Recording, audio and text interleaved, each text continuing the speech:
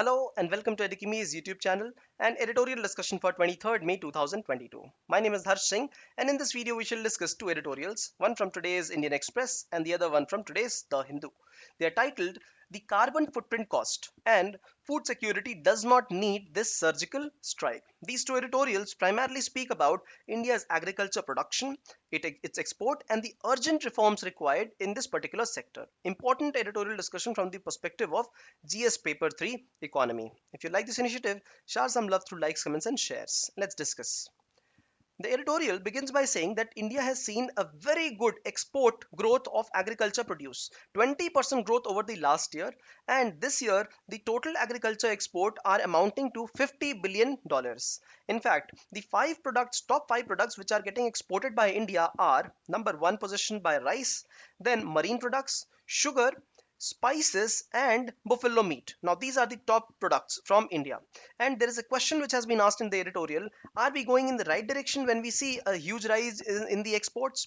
Now, a very pertinent question. It might seem that we have seen a growth in exports, and absolutely true. It is because of the rising commodity prices, agriculture and other commodity prices in the global market. It is also because of India's export promotion policy, GI tags, agriculture export promotion agency, right? APIDA, they are doing wonderful job. But then when you actually see items like rice, items like sugar, they the cost of input is very high. The cost of water that we put here is really high. So let us understand what is the reform required in a sector like this. For example, rice, sugar, both of them take huge quantities of water.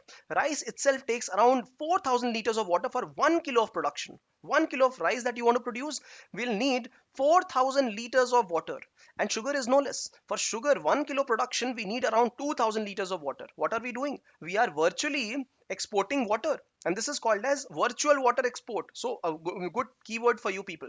Now, this has not only led to export of water, this has also led to deterioration in the water table has gone down 7 to 9 meters in Punjab, Haryana, and similar is the shortfall in Maharashtra, Uttar Pradesh for sugar.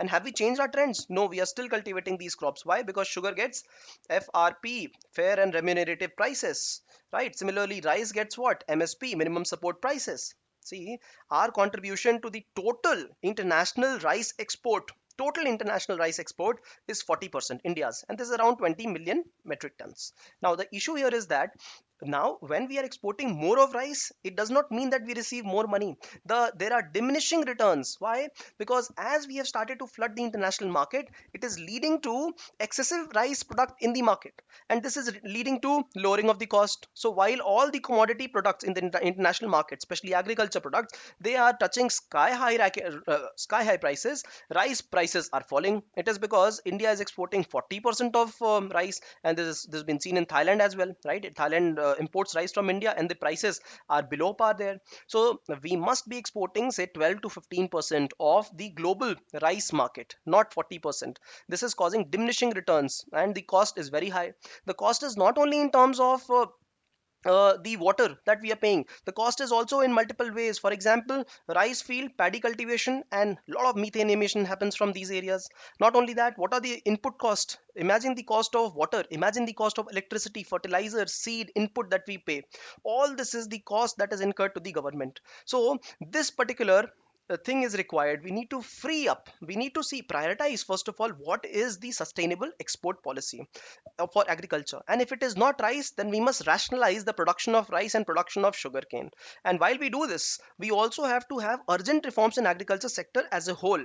For example, we have to free the input cost. We have to free the input cost in terms of water, fertilizer, power. Let it be market determined, and provide finances to every person who is needy. Provide finances. That will be the direct method of supporting the people who are in the lower strata, and that is what is called as universal basic income. Everybody will get some finances. It's just like pocket money. So while we want to, there's another editorial we'll discuss today from Live Mint, and that speaks particularly about universal basic income. How much is the amount that is required if we want to pay rupees 1000 for every adult in the country every month? We will have to have 12 lakh crore rupees for the in the government corpus. So we'll understand that in that particular tutorial. Now, getting back to this, we need universal basic income so that we don't distort the agriculture market. and we don't distort our own production means. Imagine if we are still subsidizing urea, what are we doing? The agriculture fields, they are not in the best of the soil health conditions.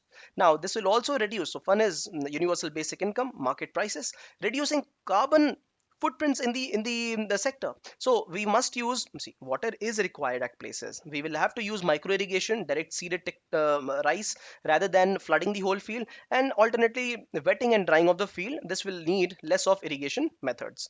Third, we have to diversify our products. We have to start switching from products like rice and products like sugarcane to those products which are required in the international market yet are not available or available in less quantity in India. Now see, Haryana has started projects like Mera Pani, Meri Virasat. That means, and another program called as Kheti Khali Fir Bhi Khushhali. That means even if you leave your land barren, the agriculture field barren, you will still be getting some minimum amount from the government of Haryana. Similarly, if you are switching from paddy to alternate crop, another diversify the crop, you will still be getting 7,000 rupees per acre incentive. This is the Mera Pani Meri Virasat scheme of Haryana government. So the governments are incentivizing already. This needs to be more of streamlined and at the pan India level. And fourth, one very interesting thing this editorial says is that, do you know, the non basmati rice that is available in the international market, its price is lesser than the MSP. Its price is around $350 per ton in the international market. Around $400 per ton is the price of MSP in the Indian market. How is it possible that the international market price of the non-basmati rice is lesser than the MSP? It must be more than the MSP, right? It is possible because leakages are happening. Because these leakages, possibly people are purchasing this and people are selling it to the traders in the domestic market for lesser prices, and then this is same thing getting exported in the international market for around $350 per ton. So what is this? This is a government exchequer. We pay around 2 lakh crores for these kind of subsidies, the PDS subsidies, and this is what is happening to the products.